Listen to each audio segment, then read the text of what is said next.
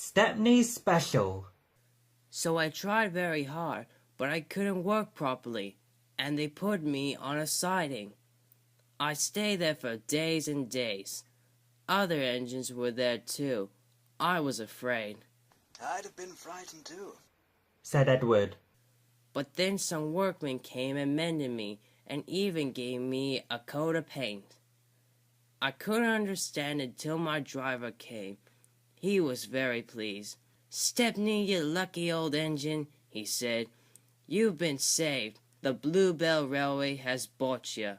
What a lovely surprise. Smiled Edward. Have they saved other engines besides you? He asked. "Oh, yes," answered Stepney. "You'll like our Bluebell and Primrose. They're twins." He chuckled. "And it's like they're two peas. They only had numbers at first. Bluebell is 323, and Primrose is 27. I was pleased when our controller gave them names. Some say it was wrong to do it, because it said it made them cocky. But they did work hard, and I think our controller was right. All engines need to have names." Yes, it's most important, agreed Edward. "That's why we've given names to our 488 and 2650. Stepney continued. But controller doesn't know this. It's a secret, so don't tell him either." Of course not, Smiled Edward. They are both very pleased about it, because now they feel part of the family. We call 488 Adams after his designer, you know. He's a lovely engine, a Southern Western from Devon. He can stroll away with any load he's given. Comfort, who's 2650, has been pulling trucks up high peaks in Derbyshire. He's tough as Comfort. He had to be for that job. Captain Baxter's tough too, Stepney went on. and rather rude.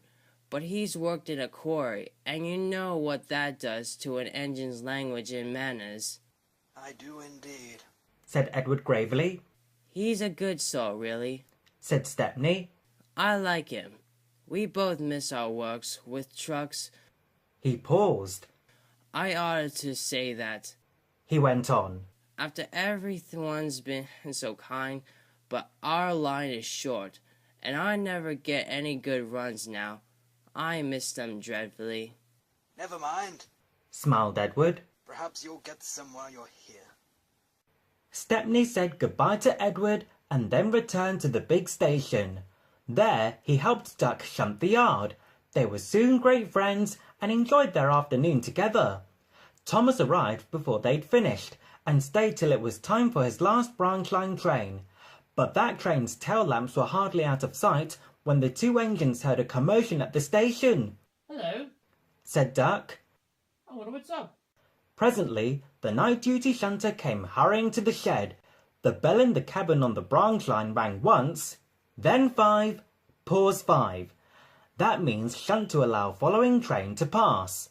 The signalman was puzzled. He telephoned control. "A special, is it? I see." Thomas and his passengers grumbled at being delayed, but there was no help for it.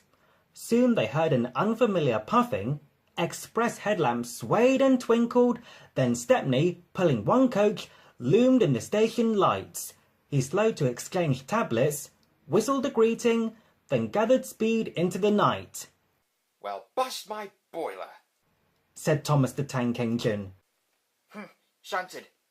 Fumed Thomas next morning. On my own branch, too. It's a disgrace."